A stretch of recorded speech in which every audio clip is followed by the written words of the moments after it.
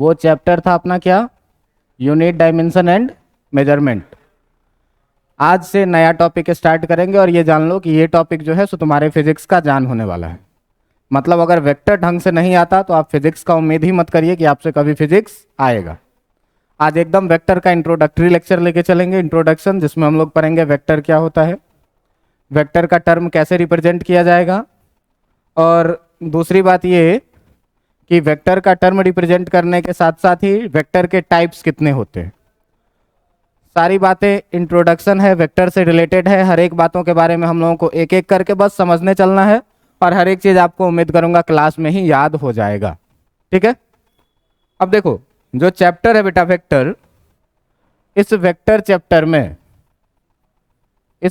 Chapter में सबसे पहले हम लोगों ने यूनिट डायमेंशन एंड मेजरमेंट में ही पढ़ा था क्या, कि टाइप्स ऑफ फिजिकल क्वांटिटी। क्या पढ़ा था? Types of physical quantity. और इस फिजिकल क्वांटिटी के टाइप्स में मैग्नीट्यूड और डायरेक्शन के बेसिस पर, मैग्नीट्यूड एंड डायरेक्शन के बेसिस पर हम लोगों ने 3 टाइप्स पढ़ा था, जिसमें एक था क्या, वेक्टर, एक था क्या, स्केलर, और एक था क्या, टेंसर। इस तीनों के बारे में हम लोगों ने पढ़ा था, बहुत बेहतरी से पढ़ा था। तो इसमें जो सबसे पहला डेफिनेशन था आपका किस चीज़ का, वो था क्या, स्केलर क्वांटिटी का, है ना। और स्केलर क्वांटिटी के पास क्या था, केवल मैग्नीट्यूड। क्या बोले थे हम लोग कि the physical quantity having only magnitude. क्या था? Having only magnitude. केवल इसके पास क्या था? मैग्नीट्यूड था, कोई फिक्स डायरेक्शन नहीं था। नो एनी फिक्स्ड डायरेक्शन, इसके पास किसी भी तरह का फिक्स डायरेक्शन नहीं हुआ करता था। इसके एग्जाम्पल में मैंने आपको क्या बताया था, एग्जाम्पल में लीजिए क्या, मास। तो मास में अगर बोलिएगा आप, मान लीजिए 5 kg बोले, तो 5 kg के पास क्या है, केवल न्यूमेरिकल वैल्यू है, मैग्नीट्यूड है, कोई डायरेक्शन तो है नहीं कि ईस्ट वेस्ट नॉर्थ साउथ ऊपर नीचे, कोई डायरेक्शन नहीं है। अगर बात करें केवल किस चीज़ का, लेंथ का, ठीक ना, तो लेंथ में भी अगर हम लोग ओनली 5 मीटर लिखते हैं तो इससे केवल किस चीज़ का पता चलता है, मैग्नीट्यूड का। अगर बात करते हैं किस चीज़ का, टेम्परेचर का, तो टेम्परेचर में भी अगर हम लिखते हैं केवल 29 डिग्री सेल्सियस, तो इससे केवल मैग्नीट्यूड का पता चलता है, किसी भी डायरेक्शन का पता नहीं चलता है। यह है आपका क्या, स्केलर क्वांटिटी। और स्केलर क्वांटिटी के बारे में एक लाइन क्या कहा जाता है, क्या कि स्केलर क्वांटिटी के बारे में एक लाइन क्या कहा जाएगा, कि जो आपका स्केलर क्वांटिटी है, स्केलर क्वांटिटी, इसको हम लोग क्या कर सकते हैं, कैन बी सिंपली एडेड और सब्ट्रैक्टेड। इसको बहुत ही आसानी से हम लोग सिंपल रूल के द्वारा ऐड कर सकते हैं और सब्ट्रैक्ट कर सकते हैं। क्लियर है बातें? जैसे कि अगर मास का बात करें, है ना, तो मास को हम लोग अगर 2 kg + 3 kg लिखेंगे तो सीधे कितना लिखेंगे, 5 kg। मतलब सिंपल एडिशन के रूल को ये क्या करेगा, फॉलो करेगा। क्लियर इतनी बातें? ये थी स्केलर के बारे में बातें। स्केलर में जनरली मैग्नीट्यूड होगा, केवल क्या होगा, न्यूमेरिकल वैल्यू होगा, किसी तरह का डायरेक्शन इसके पास फिक्स नहीं होगा। इतनी बातें क्लियर? ठीक है, कोई दिक्कत नहीं इसमें। अब देखो जो अपने चैप्टर की बात है, वो चैप्टर इसी टाइप्स में से एक है, क्या, वेक्टर क्वांटिटी। क्या है? Vector quantity. जिस वेक्टर क्वांटिटी के बारे में हम लोगों को डिटेल में पढ़ना है। ठीक है। अब इस वेक्टर क्वांटिटी में देखो सबसे पहली बात क्या, कि इसका डेफिनेशन क्या है, the physical quantity having both क्या सब, तो मैग्नीट्यूड भी होगा इसके पास, magnitude as well as direction. इसके पास क्या होगा, मैग्नीट्यूड भी होगा और डायरेक्शन भी इसके पास होगा। And also follows the vector law of addition. ये क्या करता है, वेक्टर लॉज ऑफ एडिशन को फॉलो करता है। ये वेक्टर लॉज ऑफ एडिशन क्या है, इसके बारे में हम लोगों को इसी चैप्टर में क्या करना है, पढ़ना है। ये है डेफिनेशन। इसके पास 3 कंडीशन को अगर ये फुलफिल कर देता है कोई भी फिजिकल क्वांटिटी, तो ये कैसा क्वांटिटी होता है? Vector quantity. क्या कि मैग्नीट्यूड हो, डायरेक्शन भी हो और वेक्टर लॉ ऑफ एडिशन को भी क्या करे? ये फॉलो करे। अगर इस तीनों कंडीशन को कोई भी फिजिकल क्वांटिटी फुलफिल करेगा तो इसको हम लोग क्या बोलेंगे? वेक्टर क्वांटिटी बोलेंगे। ठीक है। किसी भी वेक्टर क्वांटिटी को, ठीक है, a vector quantity is represented by arrow. ठीक ना? एरो। ये एरो क्या होता है? एरो होता है क्या? तीर का निशान। किसी भी वेक्टर क्वांटिटी को कैसे रिप्रेजेंट किया जाना है? तीर के निशान के द्वारा। अच्छा, कोई पूछे आपसे कि वेक्टर का एग्जाम्पल क्या है? कोई पूछे आपसे कि वेक्टर का एग्जाम्पल क्या है, तो एग्जाम्पल में आप क्या लिखेंगे? फोर्स लिखिए। सबसे आसान एग्जाम्पल है समझने में। तो देखो, फोर्स के बारे में कितना लगाए ये भी पता है और किस डायरेक्शन में लगाए ये भी पता है। अगर डिस्प्लेसमेंट का बात करें तो ए से बी तक का 2 पोजीशन है। ये मान लो एक पोजीशन ए और एक पोजीशन बी। ए से बी तक जाने के अलग अलग रास्ते हो सकते हैं, लेकिन इस दोनों के बीच का शॉर्टेस्ट डिस्टेंस एक फिक्स डिस्टेंस होगा। तो यहाँ से यहाँ तक का जो रास्ते का लेंथ है मान लो 10 किलोमीटर, तो ये 10 किलोमीटर मैग्नीट्यूड तो है, लेकिन इसका कोई फिक्स डायरेक्शन नहीं है। लेकिन एक लेंथ ये मान लो कि ये है 5 किलोमीटर, तो इसका मैग्नीट्यूड भी है और एक फिक्स डायरेक्शन भी है। तो ये अगर डिस्टेंस का बात करें हम लोग, तो डिस्टेंस को वेक्टर कहेंगे क्या? नहीं कहेंगे। लेकिन ये जो शॉर्टेस्ट डिस्टेंस है, जिसको हम लोग क्या बोलते हैं? डिस्प्लेसमेंट बोलते हैं। ये डिस्प्लेसमेंट वेक्टर है। डिस्प्लेसमेंट क्या है? वेक्टर है, लेकिन डिस्टेंस वेक्टर नहीं है। क्योंकि इसके पास कोई पार्टिकुलर डायरेक्शन नहीं है। इतनी बातें समझ में आ गई। वेक्टर को हम लोग किस चीज से डिनोट करेंगे बेटा? एरो से, तीर के निशान से। ठीक है। अब इस तीर के निशान में तुम देखो कि इस तीर के निशान में जो ये वाला पोर्शन है इसको बोला जाएगा क्या? हेड। और जो पीछे वाला पोजीशन है इसको क्या बोला जाएगा? टेल। क्लियर है इतनी बातें? इसको क्या बोला जाएगा? हेड। और इस पीछे वाले पोजीशन को क्या? टेल। हम लोग पढ़ाते समय अक्सर माथा और पैर का बात करते हैं। ठीक ना? इसको एक आदमी मान लो जिसका ये माथा इधर पैर है। क्लियर है बातें? अब देखिए कि इसमें तीर के निशान में, इस तीर के निशान में जो लेंथ ऑफ एरो होता है, ठीक ना, length of arrow represent the magnitude. क्या करता है? ये रिप्रेजेंट करता है किस चीज को? मैग्नीट्यूड को। ठीक ना? मैग्नीट्यूड को। अब देखो कि अगर मान लो कि इसका लेंथ है ए और बी, ठीक ना, इस लाइन का क्या नाम रखे? ए बी, और इसका लेंथ हम लोग मान लेते हैं क्या? एल। ठीक ना? तो अगर magnitude of vector A B का बात करेंगे, ठीक ना, magnitude of vector A B का, magnitude of vector A B, तो इसी को हम लोग लिखते हैं क्या? मॉड ए बी का वेक्टर। ठीक ना? किसी भी चीज पे अगर हम लोग अल्फाबेटिकल नंबर पे एरो का सिंबल लगा देते हैं तो वो हो जाता है क्या? वेक्टर। या फिर आप इसी को सिंपली ए बी भी लिख दोगे तो भी मॉड ए बी ही हुआ। इसको आप वेक्टर में मैग्नीट्यूड ऑफ वेक्टर एल भी लिख सकते हो या फिर लेंथ एल भी लिख सकते हो। ठीक है। तो वेक्टर को डिनोट किया जाता है क्या? वेक्टर को जो डिनोट करने का तरीका है, vector is denoted by alphabetical number. ठीक ना? Is denoted by alphabets. किसके द्वारा? ये अल्फाबेट्स के द्वारा डिनोट किया जाता है। एग्जाम्पल में क्या? एग्जाम्पल में क्या? ए बी सी डी कुछ भी। ठीक ना? स्मॉल कैपिटल दोनों। बस क्या करना है? With arrow. विथ एरो मतलब तीर के निशान के साथ जब हम लोग किसी भी वेक्टर को लिखेंगे तो उसको क्या कहेंगे? वेक्टर पढ़ेंगे। जैसे अगर ये वेक्टर है और इसका नाम दे दिया ए, ठीक ना, तो इसको अगर हमको रिप्रेजेंट करना है तो इसको हम लोग ए लिखेंगे और ऊपर में छोटा सा तीर का निशान लगा देंगे और इसको पढ़ेंगे कैसे? Read as. कैसे इसको पढ़ेंगे? Vector A. ठीक ना? अगर कोई एक वेक्टर है और इसका लेंथ दे दिया मान लो ए बी, ठीक ना, तो इसको हम लोग क्या लिखेंगे? ए बी लिखेंगे और ऊपर में क्या करेंगे? एक वेक्टर का सिंबल लगा देंगे और इसको कैसे पढ़ेंगे? Read as vector A B. ठीक ना? अगर कोई वेक्टर दे दिया और इसका लेंथ बता दिया क्या कि आर है, तो तो इसको जो हम लोग लिखेंगे कैसे, आर और ऊपर में क्या करेंगे, एक वेक्टर का सिंबल लगाएंगे और इसको पढ़ेंगे कैसे, रीड एज वेक्टर आर। इतनी बातें क्लियर है। अगर मैग्नीट्यूड को लिखना हो तो इसी वेक्टर में क्या करेंगे, मॉड का साइन लगा देंगे या बिना वेक्टर का सिंपली नंबर लिख देंगे। ये चीज है वेक्टर का रिप्रेजेंटेशन।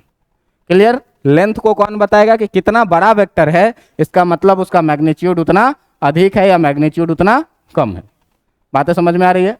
अब देखो कि अगर अपने बात को आगे बढ़ाएंगे तो सीधा सीधा बात है कि अगर कोई वेक्टर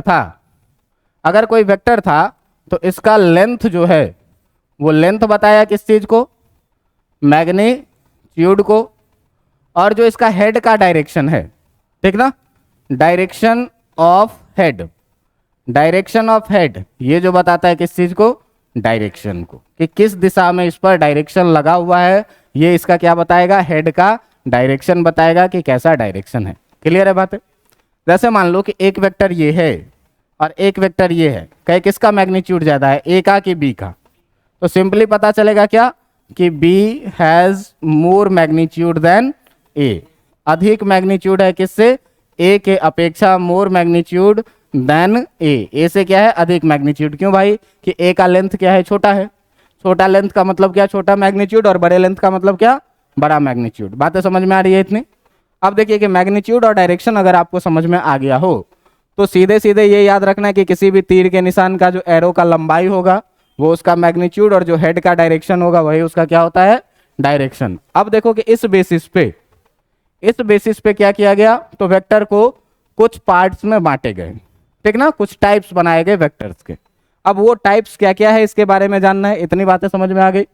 वेक्टर को अल्फाबेटिकल नंबर से रिप्रेजेंट करेंगे विथ एरो, ठीक ना, पढ़ेंगे क्या, अल्फाबेट वेक्टर या vector alphabet, vector A, vector B, vector C, ऐसे, या वेक्टर ए बी, है ना, इस तरह से इसको हम लोग क्या करेंगे, पढ़ेंगे। अब इसी में देखो कि टाइप्स ऑफ वेक्टर में बनाए गए क्या, तो टाइप्स ऑफ वेक्टर्स में कुछ टाइप्स हैं क्या, टाइप्स ऑफ वेक्टर्स। अब इस टाइप्स ऑफ वेक्टर्स में देखो कि क्या क्या चीजें हैं। तो टाइप्स ऑफ वेक्टर्स में जब तुम देखोगे तो टाइप्स ऑफ वेक्टर्स में क्या क्या आएगा, इसको जरा सा देखो ध्यान से। टाइप्स ऑफ वेक्टर्स में जो पहला टाइप्स आएगा वो पहला टाइप्स है किस चीज का, इक्वल वेक्टर। क्या है, इक्वल वेक्टर्स। तो जब भी देखो इक्वल आया या अनइक्वल आया, इसका मतलब सीधा सीधा बात क्या हो रही है, कंपैरिजन की बात हो रही। और कंपैरिजन कभी एक का नहीं करते, कंपैरिजन के लिए कम से कम कितने चाहिए, या दो से अधिक, ठीक ना। तो इक्वल वेक्टर्स किसको कहा बेटा, इक्वल वेक्टर्स किसको कहा क्या कि टू और मोर वेक्टर्स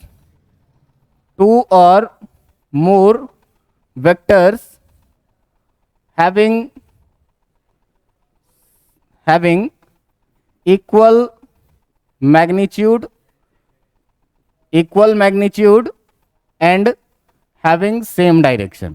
क्या हो कि इक्वल मैग्नीट्यूड हो और डायरेक्शन भी क्या हो, सेम हो, हैविंग सेम डायरेक्शन। मतलब कोई भी दो वेक्टर जिसका मैग्नीट्यूड भी बराबर हो और डायरेक्शन भी क्या हो, सेम हो, उस दोनों वेक्टर को हम लोग क्या कहेंगे, इक्वल वेक्टर। जैसे देख लीजिए कि अगर मान लीजिए कि इसको मैं बोलूं वेक्टर ए और इसको मैं बोलूं क्या, वेक्टर बी, तो देखो जरा सा दोनों लेंथ में कैसा है, दोनों एक जैसा है, और डायरेक्शन भी दोनों का क्या है, सेम है। तो हम लोग सीधे सीधे क्या कहेंगे कि वेक्टर ए जो है वो किसके बराबर में, वेक्टर बी के बराबर में है ना।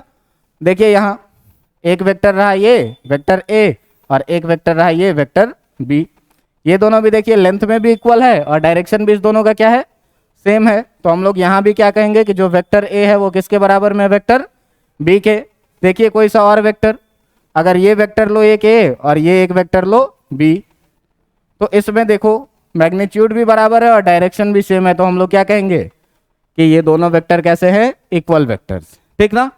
अब देखो जैसे कभी रामायण या महाभारत टाइप का टीवी सीरियल्स देखे हैं, उसमें युद्ध हो रहा होता है, तो युद्ध होता है तो इधर से तीर छोड़ा जाता है और आप देखिएगा कि एक तीर छोड़ेगा और ऐसे तीर फैल जाता है ढेर सारा, सारे का लेंथ इक्वल, डायरेक्शन भी, तो सारे क्या होंगे, अगर ए बी सी डी बोल दे तो सारे कैसे वेक्टर होंगे, इक्वल वेक्टर्स होंगे। क्लियर है बात है। अब देखो कि अगर इसी में से अगर किसी भी वेक्टर का क्या हो कि या तो मैग्नीट्यूड डिफर कर जाए या डायरेक्शन डिफर कर जाए या दोनों ही डिफर कर जाए, ठीक ना। तो ऐसे वेक्टर्स को हम लोग क्या बोलते हैं दूसरे टाइप में, इसको क्या बोलेंगे, अनइक्वल वेक्टर्स। इसको क्या बोलेंगे, अनइक्वल वेक्टर्स। अब देखो कि अनइक्वल वेक्टर्स में कि इफ, ऐसे लिखना, इफ द मैग्नीट्यूड, ठीक ना, या फिर डायरेक्शन और बोथ मैग्नीट्यूड एंड डायरेक्शन, और both magnitude and direction of two vectors, both magnitude and direction of two vectors are different, two vectors are different, दोनों का क्या हो, या तो मैग्नीट्यूड अलग अलग हो या डायरेक्शन अलग अलग हो, या दोनों ही मैग्नीट्यूड और डायरेक्शन क्या हो, अलग अलग हो, तो ऐसे वेक्टर को क्या कहते हैं, then the vectors are called, then the vectors are called क्या कहलाता है, अनइक्वल वेक्टर्स। तो ऐसे वेक्टर को हम लोग क्या बोलते हैं, अनइक्वल वेक्टर्स बोलते हैं। अब देखो अनइक्वल वेक्टर्स में, देखो यहाँ पे वेक्टर ए इसको बोलते हैं और इसको बोलते हैं वेक्टर बी। डायरेक्शन सेम है लेकिन मैग्नीट्यूड क्या है, अलग अलग। दूसरा कहानी देखिए, ये बोलते हैं वेक्टर ए और ये बोलते हैं वेक्टर बी, मैग्नीट्यूड सेम है लेकिन डायरेक्शन अलग अलग। एक देखिए तीसरा कहानी, इसको बोलते हैं वेक्टर ए और इसको बोलते हैं वेक्टर बी, मैग्नीट्यूड भी डिफरेंट और डायरेक्शन भी डिफरेंट। तो अगर मैग्नीट्यूड अलग अलग हो, अगर डायरेक्शन अलग अलग हो, या दोनों ही मैग्नीट्यूड और डायरेक्शन क्या हो, डिफरेंट हो, तो इस तीनों ही केस में हम लोग क्या कहते हैं कि vector A did not equal to vector B, vector A did not equal to vector B. और यहाँ भी क्या कहेंगे कि वेक्टर ए जो है डिड नॉट इक्वल टू होगा क्या, वेक्टर बी के। बातें समझ में आ गई। तीनों में से अगर किसी एक भी कंडीशन को ये फुलफिल करेगा तो ऐसे वेक्टर्स को हम लोग क्या कहेंगे, अनइक्वल वेक्टर कहेंगे। आइदर मैग्नीट्यूड डिफरेंट और डायरेक्शन डिफरेंट, और both magnitude as well as direction different, then the vector is called unequal vector. Clear इतनी बातें, दो टाइप्स क्लियर हुआ। अब देखो तीसरा टाइप, तीसरा टाइप्स में क्या है, तीसरा टाइप्स में जो है उसको बोलते हैं क्या, पैरेलल वेक्टर। क्या बोलते हैं, पैरेलल वेक्टर्स।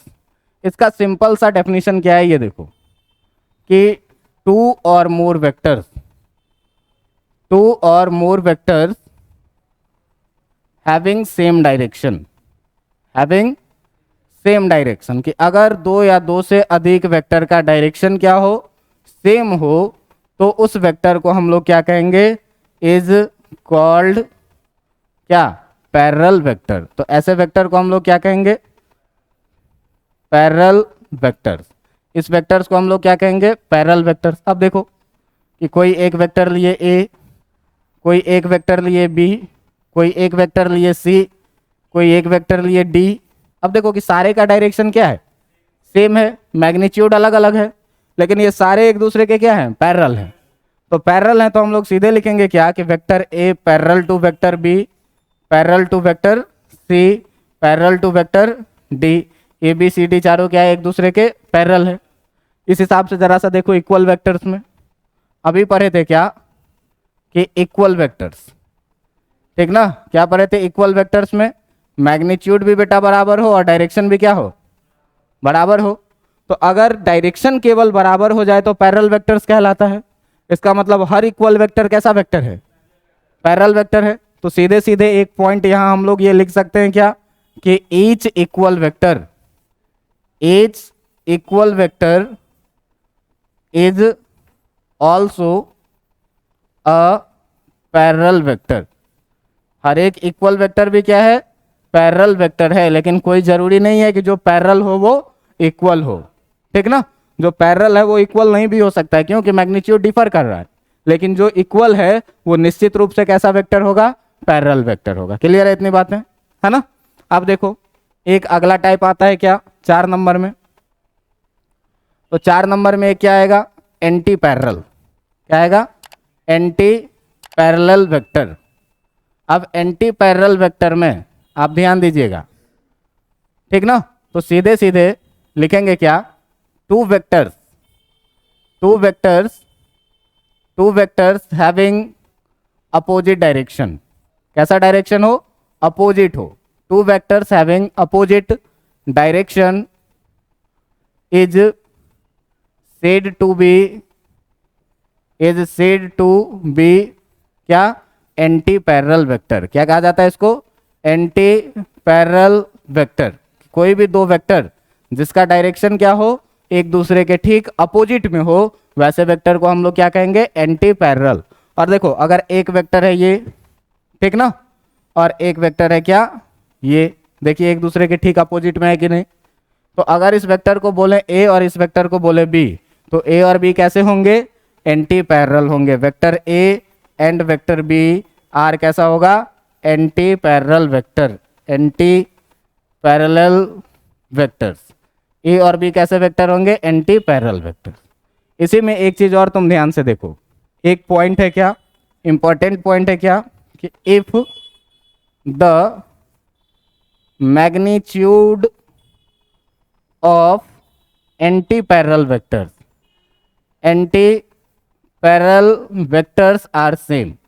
अगर दो एंटी पैरेलल वेक्टर्स क्या हो, the magnitude of anti parallel vectors are क्या हो जाए, सेम हो जाए, एक जैसा मैग्नीट्यूड हो जाए।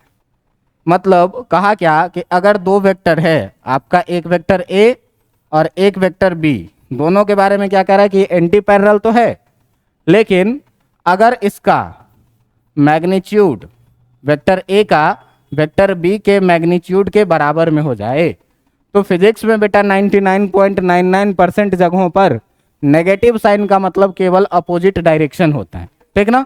तो अगर इसको लिखना होगा तो देन सीधे सीधे हम लोग क्या लिखेंगे कि जो वेक्टर ए होगा वो equal to negative of vector B, या फिर जो वेक्टर बी होगा वो equal to negative of vector ए।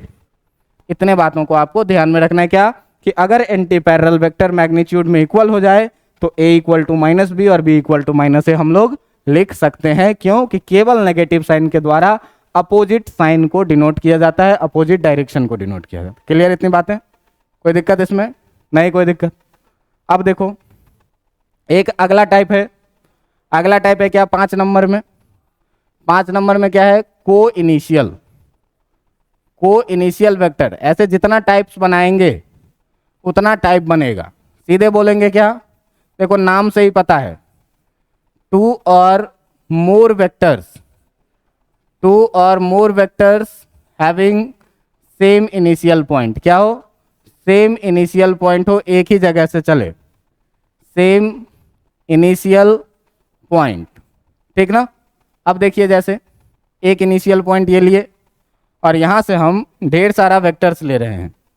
ढेर सारा वेक्टर्स कौन कौन सा, तो एक ये रहा तुम्हारा वेक्टर ए, एक रहा इधर तुम्हारा वेक्टर बी, एक इधर लिए तुम्हारा वेक्टर सी, एक इधर लिए तुम्हारा वेक्टर डी, बहुत सारा वेक्टर ले सकते हैं, वेक्टर ई। तो ये सारे का जो इनिशियल पॉइंट है वो क्या है, सेम है। और इस पॉइंट का नाम अगर हम लोग ओ रख दें तो सीधे सीधे बोलेंगे क्या, कि जो ओ ए है तुम्हारा वेक्टर, जो तुम्हारा वेक्टर ओ बी है, जो तुम्हारा वेक्टर ओ सी है, जो तुम्हारा वेक्टर ओ डी है, जो तुम्हारा वेक्टर ओ ई है, ठीक ना। ये सारे क्या हैं, ये सारे क्या हैं, ये सारे क्या हैं, आर को इनिशियल वेक्टर। क्यों, कि सारे का जो है सो इनिशियल पॉइंट क्या है, आर को इनिशियल वेक्टर्स है। कहाँ से, तो विथ इनिशियल पॉइंट ओ।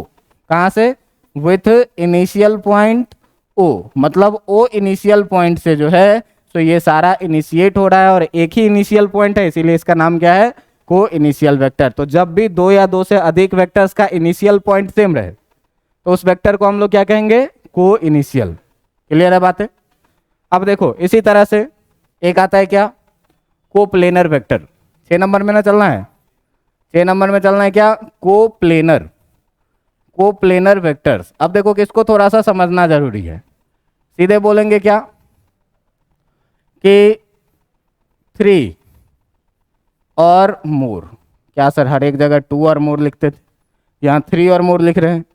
अब इसको समझाऊंगा, ठीक ना। 3 और more vectors are said to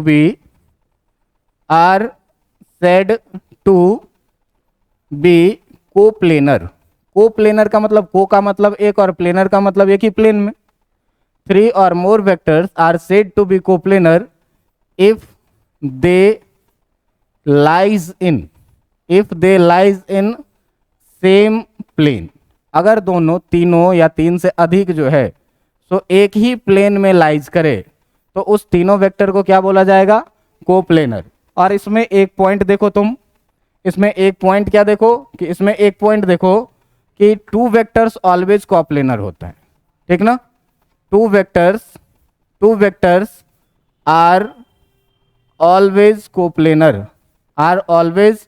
coplanar, हमेशा क्या होगा? दो वेक्टर कोप्लेनर होगा। देखो कैसे, मान लो कि ये एक प्लेन है, कोई सा सरफेस है, और इस प्लेन में एक वेक्टर रहा ये ए, एक वेक्टर रहा ये बी, एक वेक्टर रहा ये सी, एक वेक्टर रहा ये डी। तो आप देखिए कि ए बी सी डी जितने भी वेक्टर्स हैं सारे इस बोर्ड के प्लेन में लाइज कर रहे हैं कि नहीं कर रहे हैं? कोई प्लेन से बाहर है? नहीं। तो ये सारे के सारे क्या हुए? कोप्लेनर। लेकिन मेरे हाथ में ये मार्कर है, मान लो एक वेक्टर ये है, तो ये बोर्ड के प्लेन से बाहर है कि नहीं है? अब बोर्ड के प्लेन से बाहर है तो ये हो जाएगा नॉन कोप्लेनर। एक पतली सी कॉपी है किसी के पास और दो पेन तो हमको दे दीजिए। एक पतली सी कॉपी और दो पेन, कोशिश करिएगा कि दोनों पेन डिफरेंट कलर में दिखे। हाँ दे दो, ठीक है।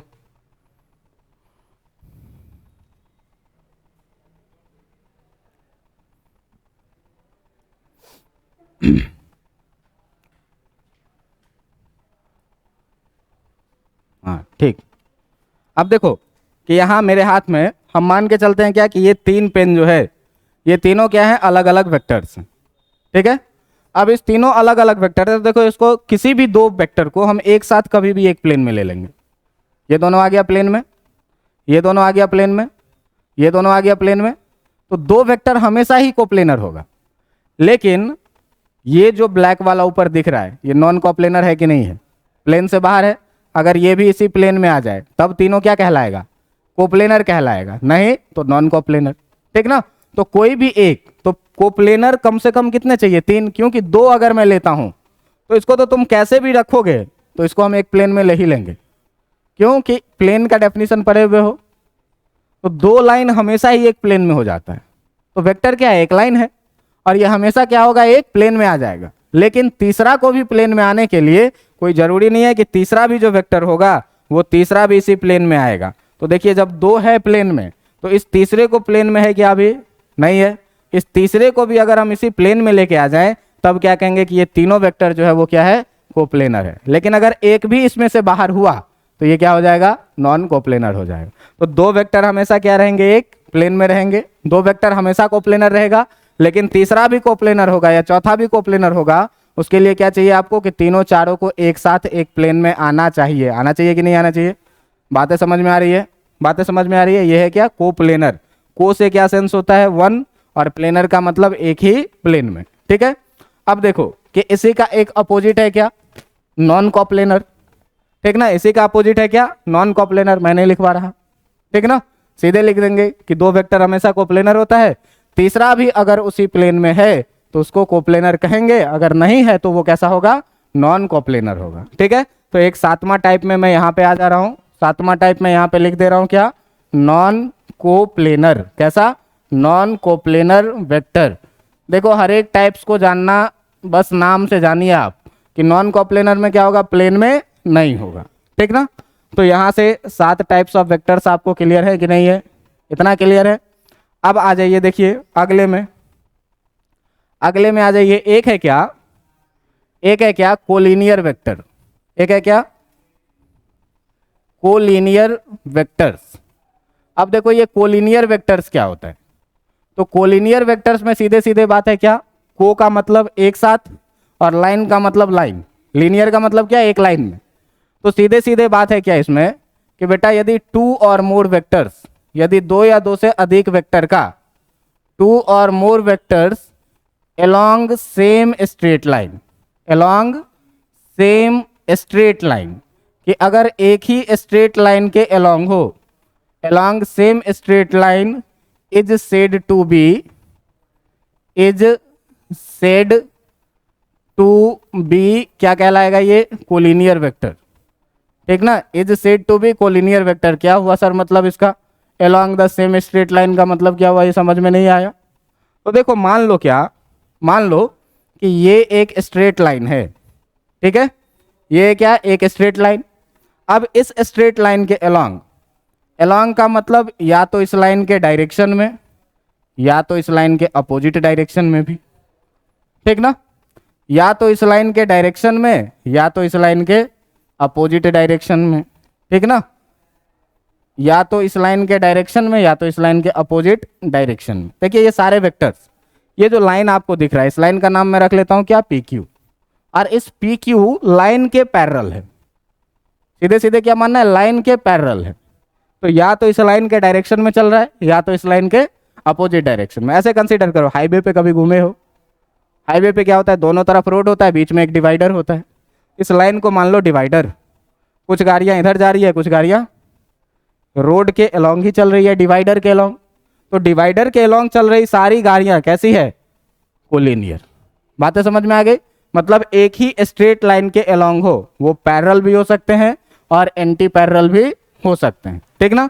जैसे देखो कि अगर ए को और डी को कहोगे, एफ को कहोगे, तो ये सब पैरेलल है क्योंकि सबका डायरेक्शन क्या है, सेम है। ए भी ऐसे जा रहा है, डी भी ऐसे जा रहा है, एफ भी ऐसे जा रहा है। अगर बी को, ई को और सी को कहोगे तो ये सारे इस डायरेक्शन में, ये भी पैरेलल है। लेकिन अगर ए और सी को कहोगे तो ये क्या है, एंटी पैरेलल है, ठीक ना, अपोजिट डायरेक्शन में।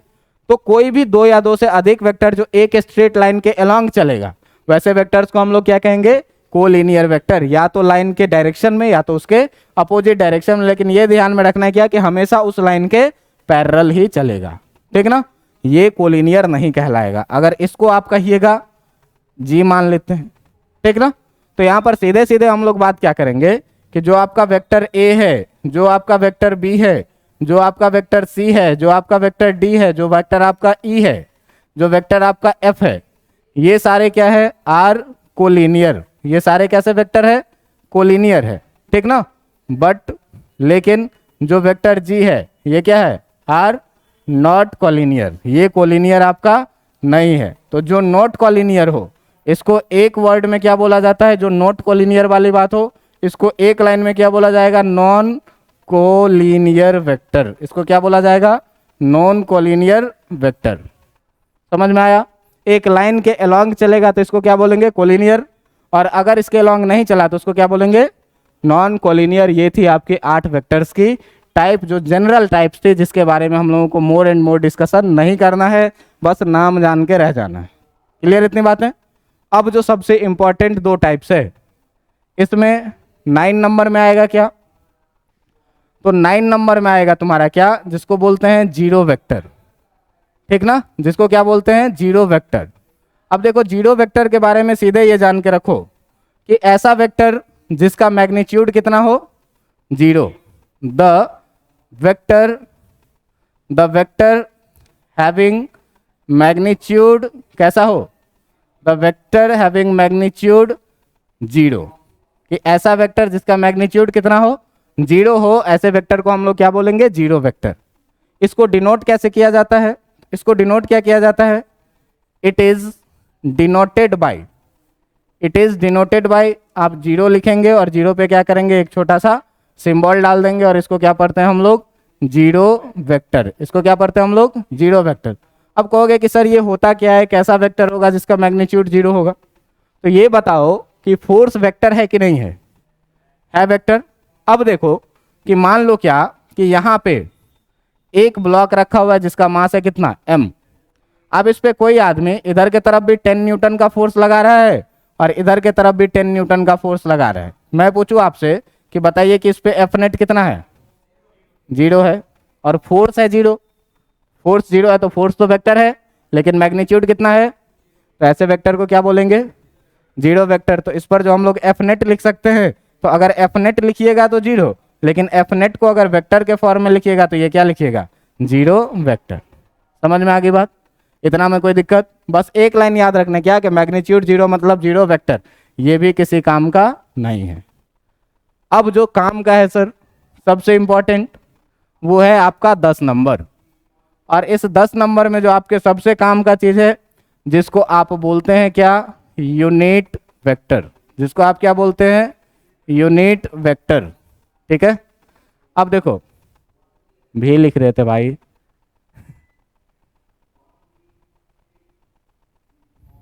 ठीक ना। अच्छा इरेज भी नहीं होगा, इरेज होगा तो पूरा, ठीक है। कहाँ चल रहे थे, यूनिट वेक्टर पे, रहने दो यही ठीक है अपना, यूनिट वेक्टर। अब देखिए कि यूनिट वेक्टर में सीधे सीधे क्या याद रखना है, यूनिट का मतलब क्या होता है, वन, है ना। तो कोई भी ऐसा वेक्टर, कोई भी ऐसा वेक्टर जिसका मैग्नीट्यूड कितना हो जाए, कोई भी ऐसा वेक्टर जिसका मैग्नीट्यूड वन हो जाए, द वेक्टर हैविंग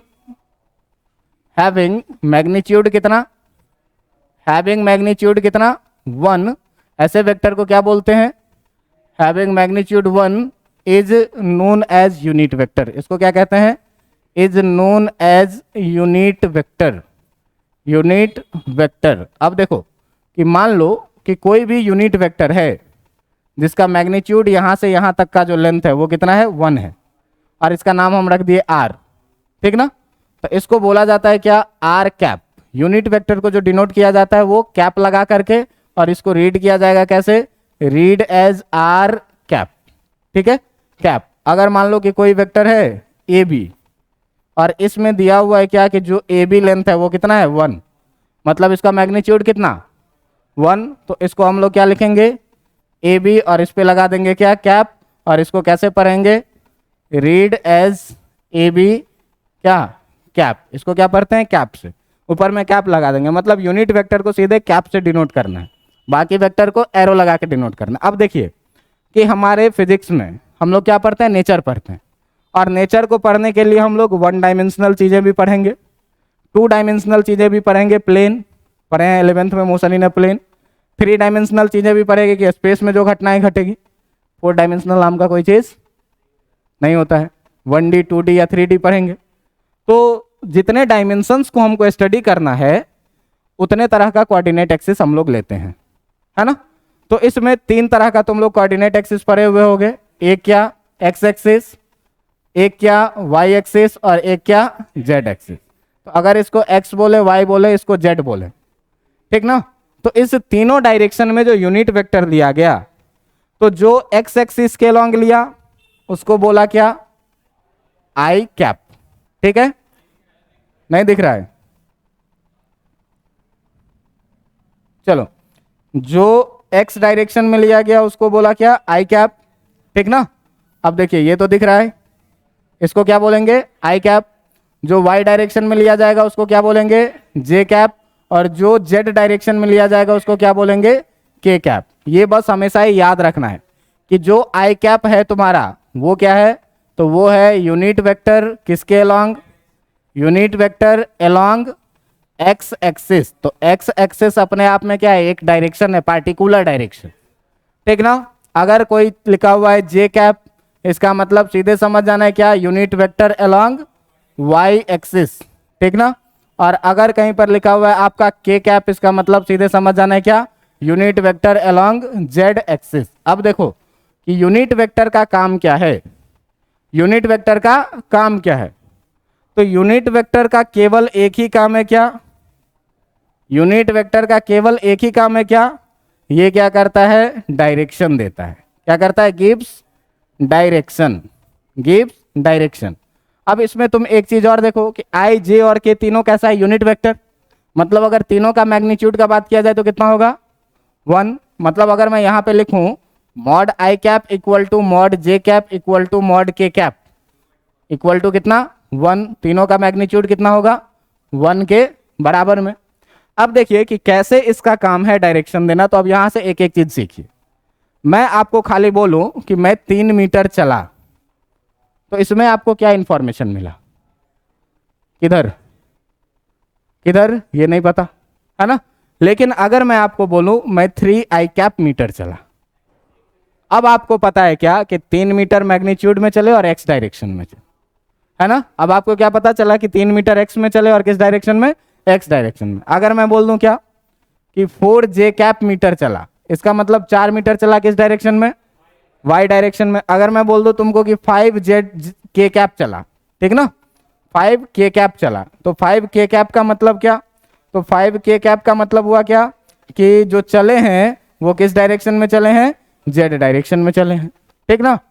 अब देखो कि कहीं कहीं ये भी लिखा होगा, कहीं कहीं ये भी लिखा होगा क्या, कि कहीं कहीं ये भी क्या लिखा होगा कि a man walk 3 meter in X direction, पहले 3 मीटर चला किसमें, एक्स डायरेक्शन में, then 4 meter in Y direction, पहले चला 3 मीटर एक्स डायरेक्शन में, तब चला वाई डायरेक्शन में। अब देखो कि ये है तुम्हारा एक्स डायरेक्शन, ये है तुम्हारा वाई डायरेक्शन। तो पहले चला एक्स डायरेक्शन में कितना, 3 मीटर, अब चला पहले एक्स डायरेक्शन में 3 मीटर, तो इसको मान लो तुम क्या कि ओरिजिन से हमेशा चलना शुरू करेगा, और एक्स में चला 3 मीटर तो यहाँ पर आया, इसको बोलेंगे कितना, 3i कैप, ठीक ना। फिर यहाँ से वाई में चला कितना, 4 मीटर, तो इसको क्या बोलेंगे, 4j कैप। तो अब देखो कि यहाँ से तुमसे पूछा जाए क्या कि यहाँ से ओरिजिन के रिस्पेक्ट में इसका नेट पोजीशन क्या है, तो नेट पोजीशन चला तो मान लो यहाँ O से A पहुंचा और फिर A से कहाँ पहुंचा, B। तो इसका अगर नेट का बात किया जाए, अगर इसके नेट का बात किया जाए तो नेट आप देखिए कहाँ से गया, O से लेकर के A तक में, O से B तक में, ठीक ना। तो अगर आपको कोई कहे कि OB वेक्टर में क्या है, तो OB को सीधे लिखेंगे क्या, पहले 3 मीटर चला x में 3i कैप, देन प्लस, है ना, 4 मीटर चला y में, तो कितना, समझ में आई बात है कि नहीं, कोई दिक्कत आपको इसमें। तो ये चीजें हैं। अब देखो कि इसको देख करके तुमको कंप्लीट इंफॉर्मेशन मिल रहा है कि कितना दूर चला और किस डायरेक्शन में चला, इसको ऐसे लिखेंगे, है ना। इतनी बातें समझ में आ गई। यूनिट वेक्टर समझ में आएगी क्या, कि उसका मैग्नीट्यूड क्या, 1। अब देखो कि यूनिट वेक्टर का मतलब सीधे सीधे क्या हुआ कि जो तुम्हारा यूनिट वेक्टर है, यूनिट वेक्टर का मतलब क्या होता है भाई, तो यूनिट वेक्टर का मतलब सीधे होता है क्या कि इसका जो मैग्नीट्यूड होगा वो मैग्नीट्यूड कितना होगा, 1 होगा। अब देखो कि जो पहले 3 मीटर था, जो 3 मीटर था, इसमें हम आई कैप से क्या किए, मल्टीप्लाई कर दिए, आई कैप से क्या किए, इसमें हम मल्टीप्लाई कर दिए। तो मल्टीप्लाई करने का मतलब कि हम 1 से मल्टीप्लाई किए हैं, तो 1 से मल्टीप्लाई करने पर मैग्नीट्यूड पर कोई फर्क पड़ेगा क्या, लेकिन आई कैप का मतलब होता है एक्स डायरेक्शन में, तो हमको डायरेक्शन का पता चल जाएगा। तो किसी भी स्केलर में, ठीक ना, किसी भी स्केलर में जिसके पास केवल मैग्नीट्यूड है में हम अगर यूनिट वेक्टर से मल्टीप्लाई कर देंगे तो वो क्या मिल जाएगा, वेक्टर मिल जाएगा, ठीक ना। कि किसी भी स्केलर में अगर, किसी भी स्केलर में अगर हम क्या किए, एक स्केलर था 3 मीटर जिसके बारे में हमको कुछ पता नहीं था, और इसमें हमने क्या किया, एक यूनिट वेक्टर से क्या किया, मल्टीप्लाई किया, और जो हमको रिजल्ट मिला वो क्या मिला, वेक्टर, जिसके पास मैग्नीट्यूड और डायरेक्शन क्या है, दोनों है। बातें समझ में आ गई, इतनी बातें समझ में आई कि नहीं आई।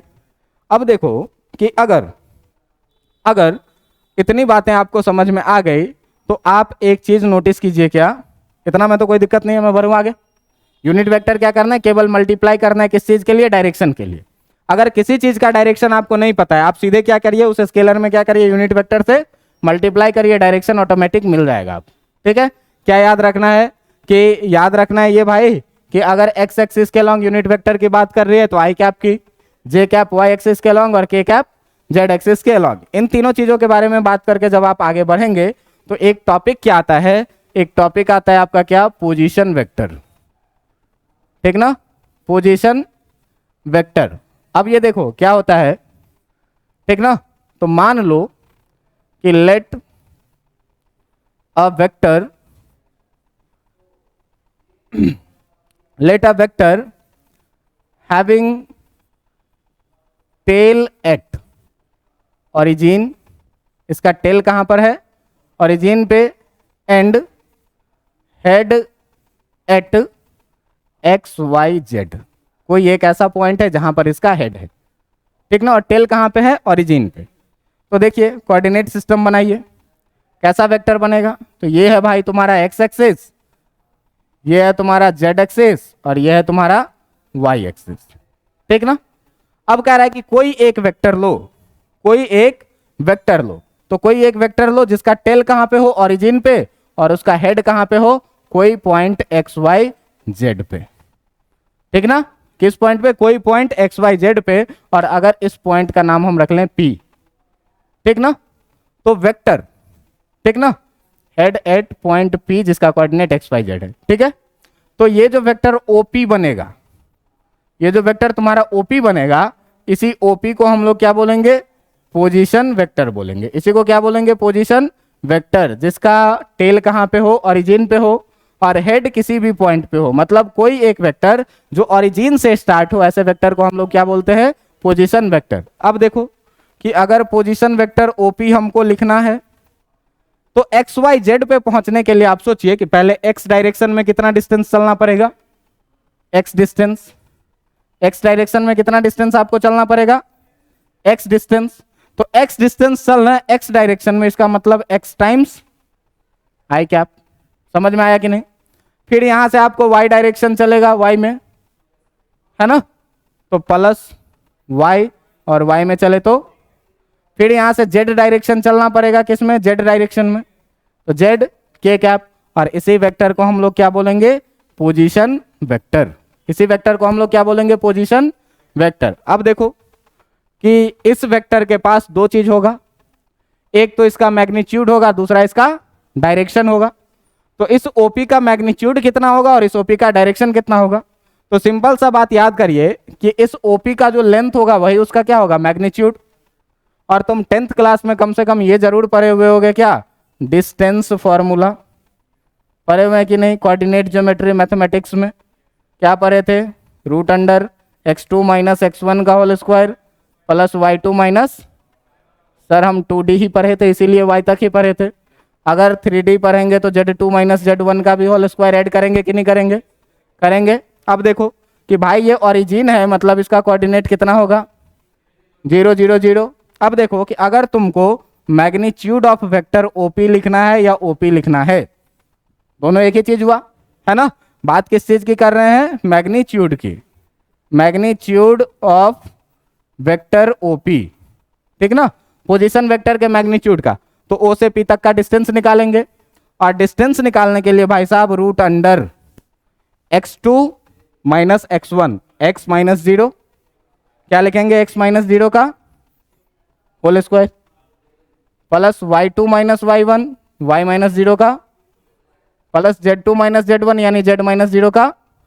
देखो ध्यान से कि ये जो OP आएगा तुम्हारा, ये OP कितना आ जाएगा, root under X X square plus Y square plus Z square, और यही क्या है, मैग्नीट्यूड ऑफ वेक्टर OP। तो किसी भी वेक्टर का कैसे निकालना है हम लोगों को मैग्नीट्यूड, सीधे क्या करना है, X X square plus Y square plus Z square लगा देना है। अब वेक्टर है तो मैग्नीट्यूड तो निकाल लिए, इसका डायरेक्शन भी चाहिए, है ना, इसका डायरेक्शन भी हमको चाहिए। तो देखो अगर मान लो इसी वेक्टर का नाम हम रख लें क्या, आर, इसी वेक्टर का नाम हम क्या रख लें, आर, तो तुम इसी को ये भी लिख सकते हो मैग्नीट्यूड ऑफ वेक्टर आर, या इसी को लिख सकते हो आर भी, लिख सकते हो कि नहीं, लिख सकते हैं। अब देखिए कि मैग्नीट्यूड हमको मिल गया root under X X square plus Y square plus Z square. अब इसका हमको चाहिए क्या, डायरेक्शन। अब इसका क्या चाहिए हमको, डायरेक्शन। तो देखो तुम इस रूम में इस डंडा को हम बनाते हैं वेक्टर, ठीक है, और ये डंडा वेक्टर होगा और इसका हम डायरेक्शन बदलेंगे। तो आप बताइए कि अगर हम इस पॉइंट को मान ले ओरिजिन, ठीक ना, इधर एक्स एक्सिस, इधर वाई एक्सिस और ऊपर जेड एक्सिस, तो इस डंडा का अगर हम पोजीशन बदलें, घुमाएं, तो क्या इस डंडे की लेंथ बदल रही है, बदल क्या रही है, एक्स एक्सिस के साथ, वाई एक्सिस के साथ और जेड एक्सिस के साथ एंगल। तो अगर एक्स एक्सिस, वाई एक्सिस और जेड एक्सिस के साथ ये कितना एंगल बना रहा है, ये चीज हम लोगों को पता चल जाए तो इसका डायरेक्शन पता चल जाएगा कि नहीं चल जाएगा, चल जाएगा। तो देखो भाई इसी सिस्टम में हम क्या करते हैं, ये हमको पता चल चुका है कि इस कोऑर्डिनेट सिस्टम में एक्स वाई जेड में, इस एक्स वाई जेड में जो है, सो इस एक्स वाई जेड में एक वेक्टर है जिसका नाम है क्या, वेक्टर आर, और इस वेक्टर आर का जो है सो ये लेंथ है कितना, आर के बराबर में, और हमको ये पता है कि आर बराबर कितना है, root under X X square plus Y square plus Z square. इस पॉइंट पी का कोऑर्डिनेट कितना था, एक्स वाई जेड। इतना चीज तो आपको पता है इसके बारे में, अभी तक हम लोगों ने इतना चीज सीखा। अब देखो कि अगर हम इसमें मान लें क्या कि let vector R makes an angle alpha beta and gamma with X Y and Z axis, X Y and Z axis respectively. क्या मान लें कि एक्स एक्सिस के साथ जो है सो अल्फा एंगल बनाया, वाई एक्सिस के साथ कितना एंगल बनाया, बीटा, और जेड एक्सिस के साथ कितना एंगल बनाया, गामा। तो एक्स एक्सिस के साथ अल्फा एंगल बनाने का मतलब ये एंगल कितना, अल्फा। अब यहां से अगर हम परपेंडिकुलर डालेंगे तो जो तुम्हारा ये डिस्टेंस होगा, ये डिस्टेंस कितना हो जाएगा, एक्स हो जाएगा, है ना। तो अगर तुम देखो कि इसका हम नाम रख लेते हैं, इस पॉइंट का नाम एम। तो अगर तुम इन ट्रायंगल, यहां देखो, अगर तुम बात करोगे इन ट्रायंगल ओपीएम में, तो ओपीएम में अगर तुमको कॉस अल्फा लिखना पड़े तो कॉस अल्फा क्या लिखते हैं, बी बाई एच, है ना। तो बी बाई एच का मतलब कितना, ओ एम अपॉन ओपी लिखेंगे कि नहीं लिखेंगे। और इस ओपी के बारे में तो हमको पहले से ही पता है कि ओपी आर के बराबर में और R X square plus Y square plus Z के बराबर में। अब देखो कि यहाँ से अगर तुम कॉस अल्फा लिखोगे तो ओ एम का वैल्यू कितना और ओपी का वैल्यू कितना, आर। अगर तुम यहाँ से कॉस अल्फा लिखोगे भाई तो एक्स बाई आर के जगह पर root under X X square plus Y square plus Z square लिखेंगे कि नहीं, अल्फा पता चल जाएगा क्योंकि एक्स वाई जेड हमको पहले से पता है। अगर इसी को थोड़ा स्टैंडर्ड में लिखेंगे तो alpha equal to cos inverse X by root under X X square plus Y square plus Z square लिखेंगे कि नहीं लिखेंगे, यही अल्फा पता चल गया, है ना। इसी तरीके से देखिए कि वाई एक्सिस के साथ हम परपेंडिकुलर डालेंगे इस पॉइंट से, तो ऐसे तो डलाएगा नहीं वाई एक्सिस पे, लेकिन वाई के साथ कितना एंगल बनेगा, मान लो ये वाई ऐसे रहेगा ना, है ना। अब यहाँ से इस पर परपेंडिकुलर डालेंगे तो कितना दूर पर डालेगा, वाई पे, है ना। और इस एंगल को हम लोग मान लेंगे क्या, बीटा। तो जैसे ही तुम कॉस बीटा लिखोगे, जैसे ही तुम क्या लिखोगे इसमें, कॉस बीटा, तो कॉस बीटा भी लिखोगे बेस बाय हाइपोटेन्यूज।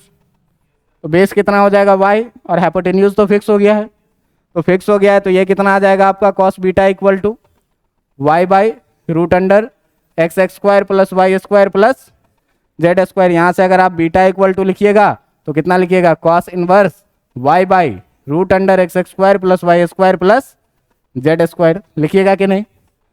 बीटा भी मिल गया सर, अब गामा की बारी, है ना। तो देखो गामा की बारी में यहाँ से अगर तुम परपेंडिकुलर इस पे डालोगे, इस पॉइंट का नाम मान लो कितना, एन। तो इसके साथ जो ये एंगल बनाएगा इसी को क्या बोलोगे, और यहाँ से यहाँ तक का जो डिस्टेंस होगा वो डिस्टेंस कितना होगा, जेड होगा। अब इस ट्रायंगल में तुम देखो कि इस ट्रायंगल में जब हम कॉस गामा लिखेंगे तो O N upon N P लिखेंगे कि नहीं, सॉरी ये ओ एन बेस हो गया और ये ओ पी क्या हो गया, हाइपोटेन्यूज। तो O N by O P लिखेंगे, और जब O N by O P लिखिएगा तो देखिए यहाँ से क्या निकल के आएगा आपका, cos gamma equal to O N by O P. आप ध्यान से देखिएगा कि कॉस गामा जो है आपका वो कितना, जेड, और ओ पी का वैल्यू कितना आया है, root under X X square plus Y square plus. तो यहाँ से जो आपका गामा निकल के आएगा, यहाँ से जो आपका गामा निकल के आएगा वो कितना आएगा, cos inverse Z upon root under X X square plus Y square plus Z square. इतनी बातें समझ में आई कि नहीं। अब देखो कि इस बातों में हमारे पास निकल के आया अल्फा, हमारे पास निकल के आया क्या, बीटा, और हमारे पास निकल के आया क्या, गामा। तो इसमें तुम एक चीज करके देखो कि एक चीज करके जब तुम देखोगे क्या सब निकला है, इसको हम यहाँ लिखते हैं। तो कॉस अल्फा जो तुम्हारा निकला है वो निकला है X by root under X X square plus Y square plus Z square. जो कॉस बीटा तुम्हारा निकला है वो निकला है Y by root under X X square plus Y square plus Z square. और जो कॉस गामा तुम्हारा निकला है वो निकला है कितना, Z upon root under X X square plus Y square plus Z square. यहाँ से एक बहुत ही मज़ेदार रिजल्ट आता है, cos square alpha plus cos square beta plus cos square gamma equal to 1। ठीक ना। अब कहिएगा ये कैसे आता है सर, है ना, कैसे आता है। तो देखो कॉस स्क्वायर अल्फा का मतलब X X square by square करेंगे नीचे से रूट खत्म, कितना हो जाएगा, X X square plus Y square plus Z square plus Y square by वही आ जाएगा X X square plus Y square plus Z square by X X square plus Y square plus, देखिए सब का एलसीएम ले लीजिए कितना, X X square plus Y square plus ऊपर भी कितना आ जाएगा, समझ में आई बातें, ठीक ना। तो वेक्टर्स है बहुत मजेदार चीज, इस रिजल्ट को याद रखेंगे, ठीक ना। कि अभी क्या पूछे कि कोई भी पोजीशन वेक्टर, अगर कोई वेक्टर आर इक्वल टू आपके पास आया एक्स आई प्लस वाई जे प्लस जेड के। तो अगर इसका मॉड आर लिखना है तो कितना, root under X X square plus Y square plus Z square. ये कहाँ से आया ये भी पता चला डिस्टेंस फार्मूला से। अगर डायरेक्शन निकालना है तो अल्फा बीटा गामा निकालेंगे, ये भी कैसे आया ये भी पता चला। और एक और रिजल्ट आपको पता चला कि cos square alpha plus cos square beta plus cos square gamma equal to 1। अब देखो जब तुम मैथ्स में वेक्टर पढ़ोगे तो इसी कॉस अल्फा को, ठीक ना, एल बोला जाता है, इसी कॉस बीटा को एम बोला जाता है और इसी कॉस गामा को एन बोला जाता है, ठीक है। और वहाँ पे मैथ्स में एक रिजल्ट है L square plus M square plus N square equal to 1, और इस एल एम एन को डायरेक्शन रेशियोज बोला जाता है। और ये ऑब्जेक्टिव में पूछ देता है मैथ्स में, फिजिक्स में भी इसका यूज होता है। मेरे ख्याल से वेक्टर में आप पोजीशन वेक्टर का मैग्नीट्यूड और डायरेक्शन निकालना सीख गए होंगे। इतना के बाद हम लोग मिलेंगे अगले क्लास में, फिर हम इसको आगे बढ़ाएंगे और अगले दिन आपको पोजीशन वेक्टर्स के बारे में, यूनिट वेक्टर्स के बारे में और जानकारी देंगे, ठीक है। काफ़ी आज के लिए समझ में आई होगी बातें। 12th में इसीलिए थोड़ा सा तेज पढ़ा रहे हैं, ठीक है। बाकी